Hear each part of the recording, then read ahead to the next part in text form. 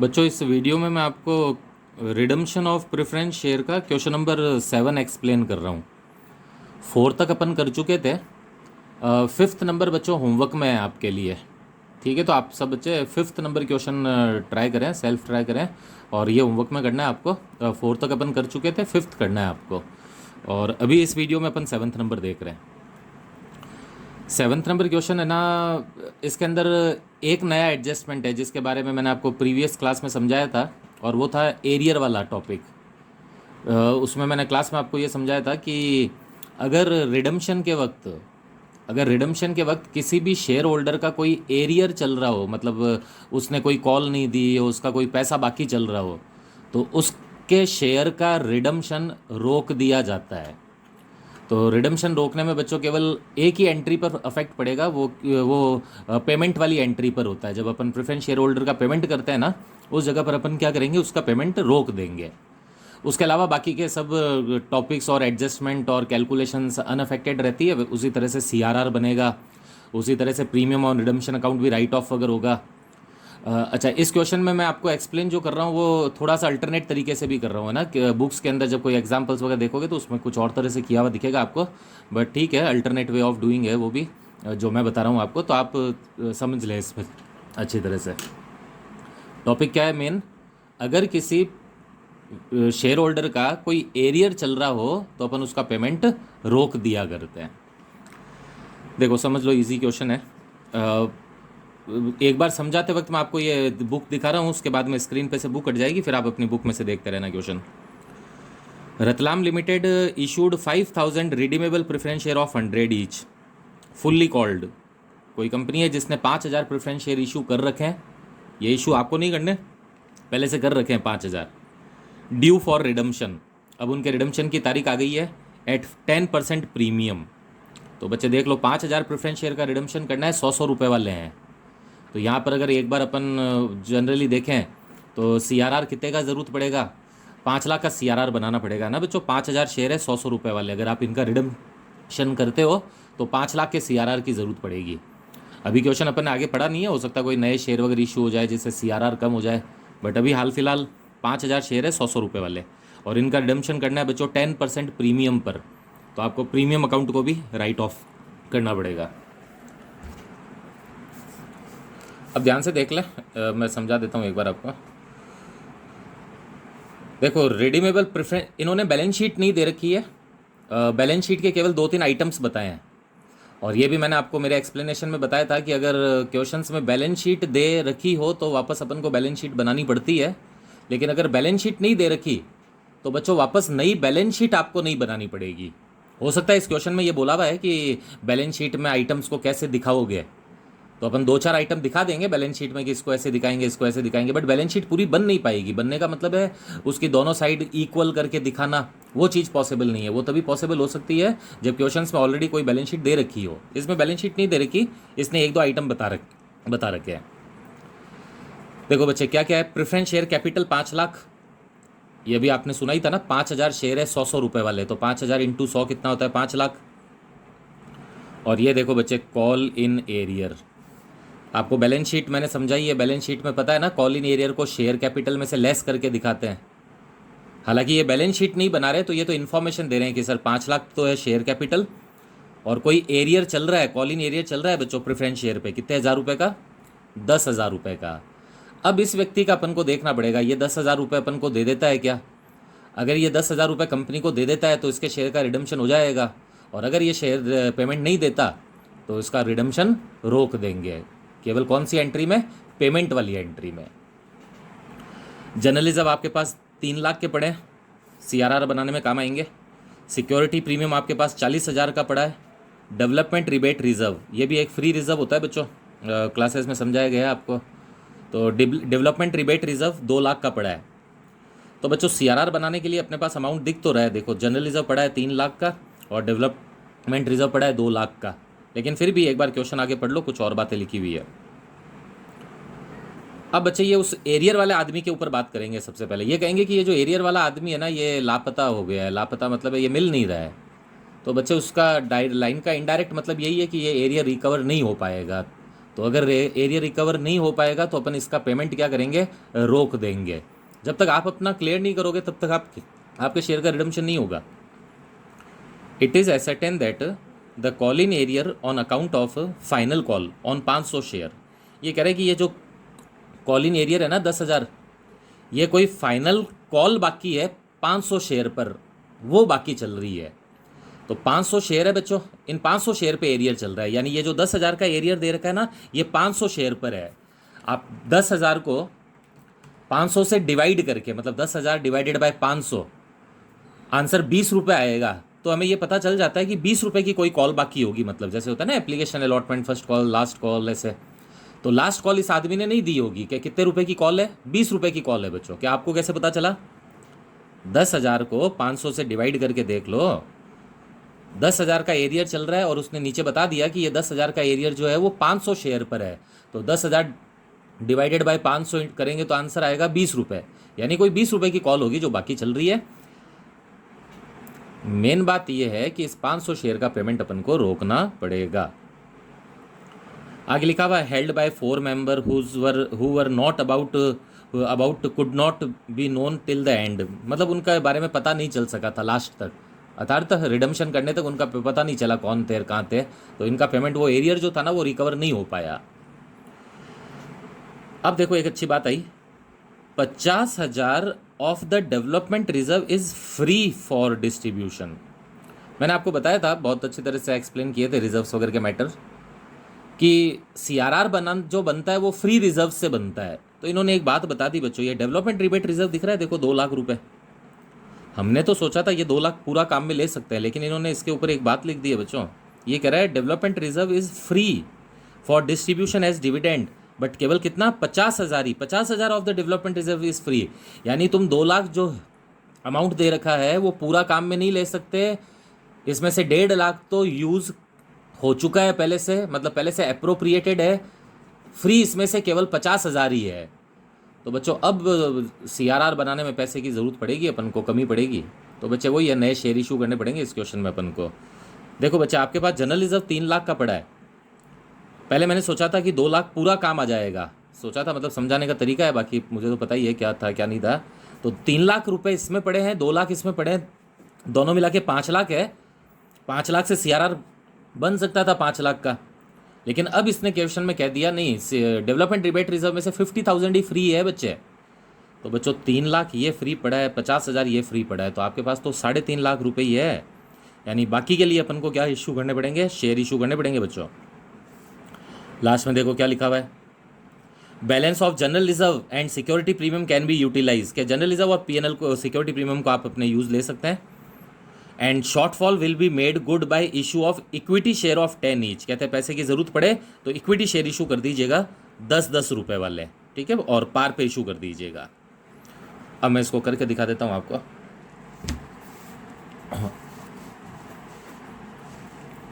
बच्चे पहले अपन है ना सीआरआर वाली कैलकुलेशन बता देता हूँ आपको, ताकि अपन को ये पता चल सके कि नए शेयर कितने इशू करने पड़ेंगे, इक्विटी शेयर। क्वेश्चन नंबर 7 बच्चे, 5 नंबर क्वेश्चन होमवर्क में है, ठीक है, मैंने आपको क्लास के अंदर बोलना भूल गया था, बट 5 नंबर होमवर्क में। लास्ट क्वेश्चन मैंने 4th करवाया था, 5 आप होमवर्क में करेंगे, एकदम 4 के जैसा का जैसा 5 क्वेश्चन है, और मैं 7th इसमें बता रहा हूँ अभी आपको। देखो बच्चे, कैपिटल रिडीम कितनी कर रहे हो आप, 5,000 प्रेफरेंस शेयर 100 रुपये वाले, ये हुआ 5 लाख।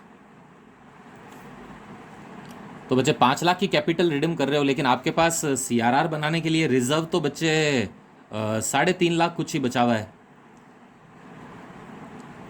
तो देखिए हमारे पास, हम सीआरआर कितने का बना पाएंगे, तो सीआरआर जो बना पाएंगे बच्चे, जनरल रिजर्व पड़ा है मेरे पास 3 लाख का, ठीक है, जनरल रिजर्व 3 लाख का पड़ा है, और development rebate reserve, development rebate reserve आपके पास 50,000 का फ्री पड़ा है बच्चे, ठीक है, फ्री रिजर्व 50,000 का पड़ा है आपके पास। तो बच्चे यहाँ से अगर अपन देखते हैं तो टोटल मिला के हमारे पास साढ़े 3 लाख रुपए यूज़ लेने के लिए पड़े हैं। आप ध्यान से देखते रहना, अच्छा क्वेश्चन है ये। 5 लाख रुपए की हम कैपिटल रिडीम कर रहे हैं। जर्नलिज्म मेरे पास 3 लाख पड़ा है। डीआरआर मेरे पास 50,000 का पड़ा है, क्योंकि उन्होंने कहा कि सर फ्री इसमें से 50,000 ही है, फ्री केवल 50,000 ही है और बाकी तो हमने यूज़ कर लिया है, मतलब ऑलरेडी अप्रोप्रिएटेड है।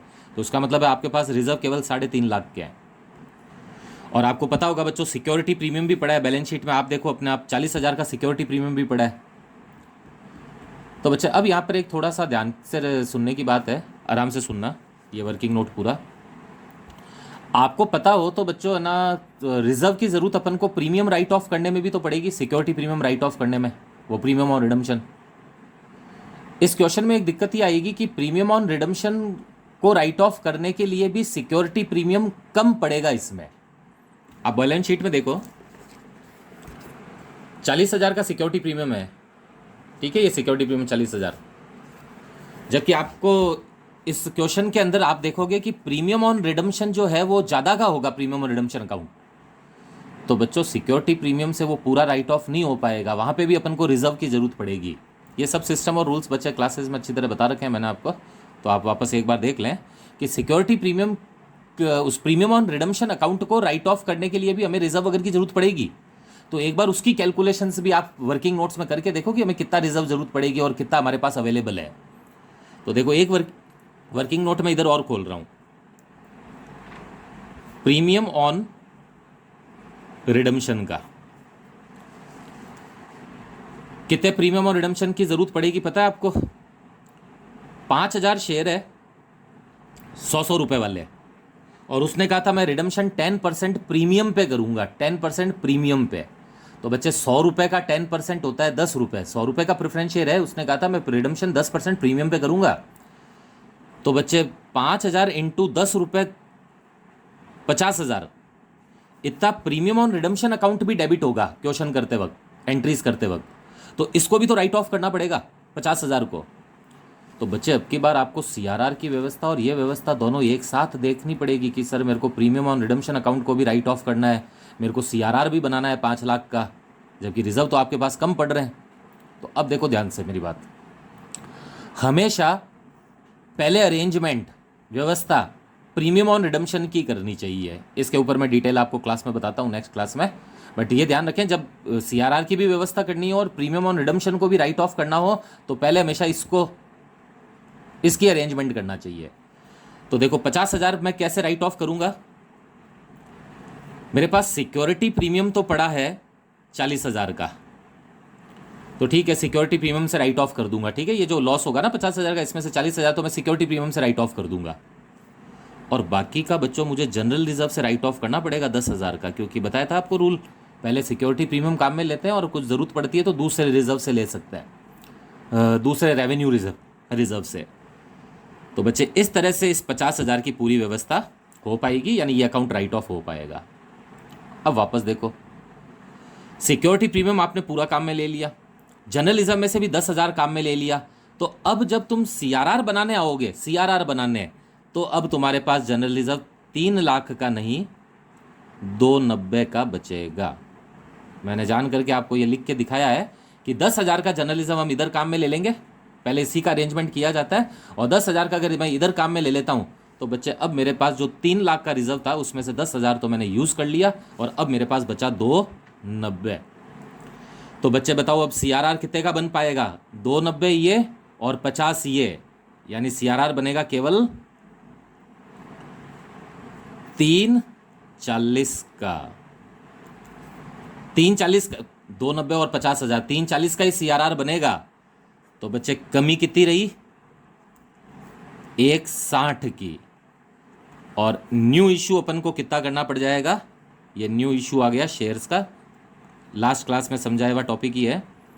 1,60,000 के बच्चे आपको क्या करने पड़ेंगे? न्यू शेयर इशू करने पड़ेंगे। उसने क्वेश्चन में बता रखा है 10 रुपीज़ के शेयर है, तो आप 1,60,000 को 10 से डिवाइड करके ये पता लगा सकते हो कि 16,000 शेयर अपन को इशू करने पड़ेंगे। 1,60,000 डिवाइडेड बाय 10 रुपीज़, कितने शेयर? 16,000 शेयर। ये बच्चे अरेंजमेंट है इस पूरे क्वेश्चन का। पहले प्रीमियम की व्यवस्था करना, फिर सीआरआर की करना, बच जाए तो न्यू शेयर इशू कर देना। अब आप जल्दी से इसकी जनरल एंट्रीज देख लो। इस वर्किंग नोट के नीचे ही बता देता हूँ मैं जनरल एंट्रीज।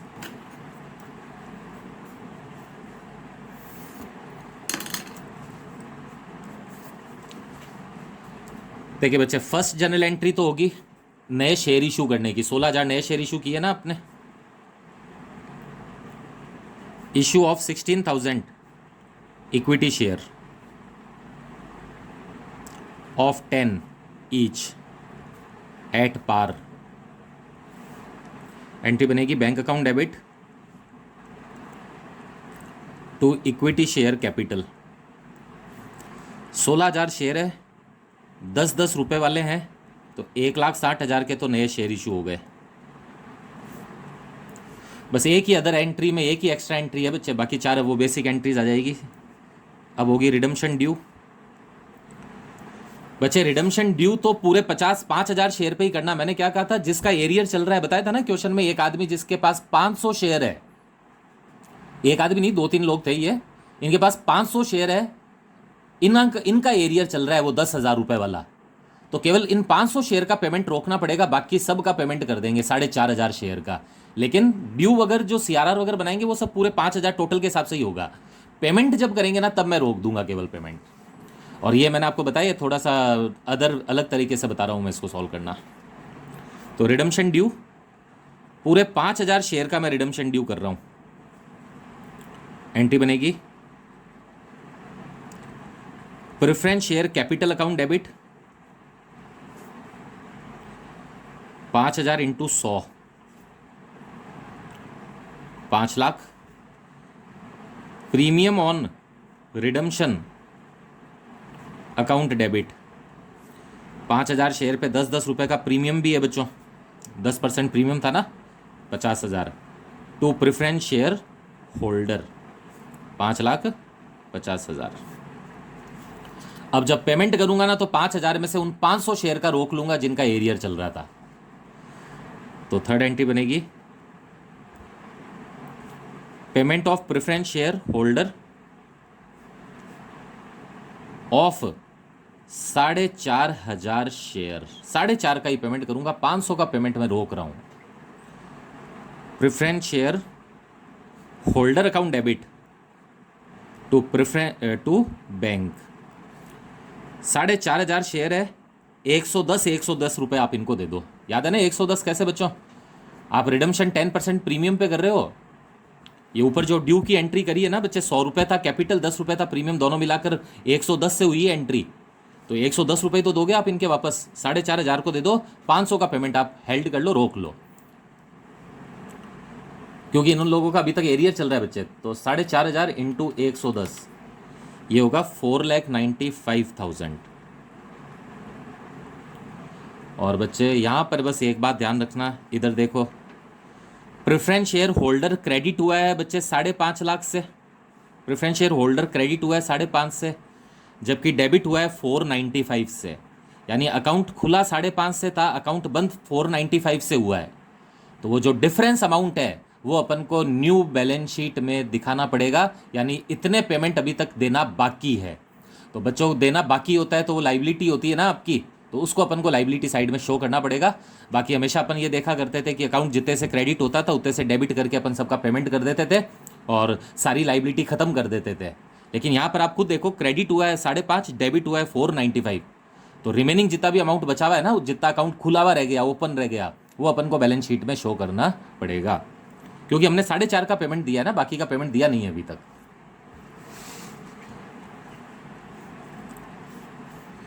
फोर्थ एंट्री होगी सीआरआर की। सीआरआर आपको पता है बच्चे, जनरल रिजर्व से बनाया था और डीआरआर से। General reserve account debit 290, general reserve से 290 लिए थे। डीआरआर अकाउंट डेबिट, डीआरआर पड़ा तो 2 लाख का था, लेकिन अपन को 50,000 ही यूज़ करना अलाउड था, तो 50,000। और टू सीआरआर 3,60,000, 3,40,000 का सीआरआर बना है बच्चों, 340।